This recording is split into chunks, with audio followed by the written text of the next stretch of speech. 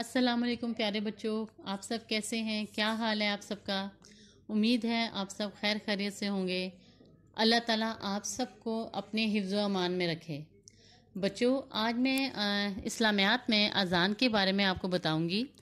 آپ سب کو معلوم ہی ہے کہ ہر نماز سے پہلے اذان دی جاتی ہے، اور تھوڑا سا میں ایک آپ سے شیئر کرنا چاہوں گی کہ اذان کا آغاز کب ہوا، اس کی ابتدا کب ہوئی۔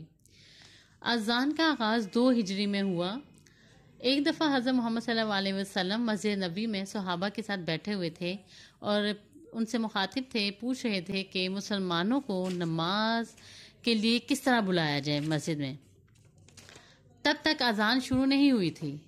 سب نے اپنا اپنا مشورہ دیا، کسی نے کہا باجا بجا کر، ڈف بجا کر، یعنی مختلف بتائے گئے، لیکن حضرت محمد صلی اللہ علیہ وسلم کسی بھی چیز سے متفق نہیں ہوئے۔ سب لوگ چلے گئے، حضرت محمد بھی اپنے حجرے میں چلے گئے۔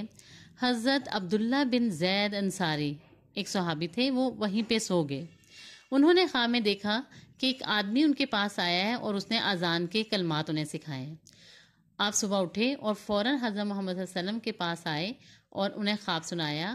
حضرت محمد صلی اللہ علیہ وسلم نے کہا کہ اللہ کی طرف سے خوشخبری ہے، اور آپ نے کہا کہ بلال کو بلاؤ اور اسے اذان کے الفاظ سکھاؤ۔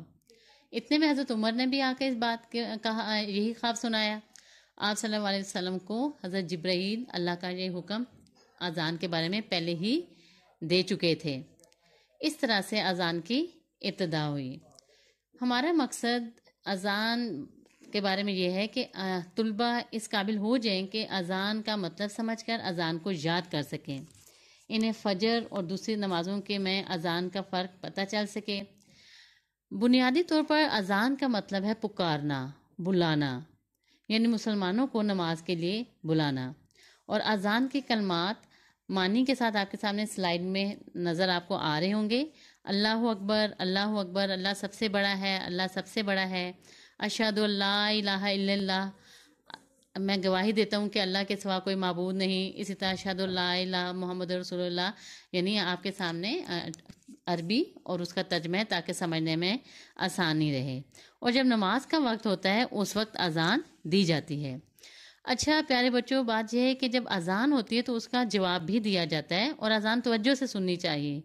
مؤذن کے ساتھ کلمات دہرائے جاتے ہیں، اسی طرح سے اللہ اکبر، اللہ اکبر، اور اشہد لا الہ الا اللہ، اشہد محمد رسول اللہ، اور اسی طرح سے آگے۔ لیکن جب آپ حی علی الصلاۃ اور حی علی الفلاح پہ آتے ہیں تو اس کے جواب میں آپ لا حول ولا قوت الا باللہ کہیں گے، یعنی نیکی کرنے کی قوت اور گناہوں سے بچنے کی توفیق اللہ کے سوا کسی کے پاس نہیں ہے۔ اب آتے ہیں کہ فجر اور دوسری نمازوں کی اذان میں کیا فرق ہے۔ کہ فجر میں صبح جب اذان دی جاتی ہے تو اس میں ان الفاظ کا اضافہ کیا جاتا ہے، الصلاۃ خیر من النوم، یعنی نماز نیند سے بہتر ہے۔ اور یہ فرق ہے۔ اس کے علاوہ جب آپ مؤذن اذان دیتے ہیں، اس کے لیے یہ شرائط بھی ہیں کہ پاک صاف ہونا اس کے لیے ضروری ہے، یعنی باوضو ہونا، قبلہ رخ ہو، نماز کا وقت جب ہو تو اس وقت اذان دی جائے۔ اب نماز کا جب وقت ہوتا ہے اس وقت اذان دی جاتی ہے، اور فرائض نمازوں کے ساتھ اذان۔ اب جب اذان ہو جاتی ہے اس کے بعد دعا بھی ہے، اس دعا کو بھی دیکھیں آپ، عربی بھی ساتھ دی گئی ہے، اس کا ترجمہ بھی دیا گیا ہے، اسے بھی یاد کریں۔ ساتھ آہستہ آہستہ ایک دم سے ساری چیزیں نہیں یاد ہوں گی، آپ آہستہ آہستہ گریجولی آپ اسے یاد کریں گے۔ آپ کو چھٹیوں کے کام میں لنک دیا گیا ہے، آپ اس لنک پہ جائیں، اس سے بھی آپ اذان کھولیں اسے، اور اذان کی اس سے بھی مشق کریں۔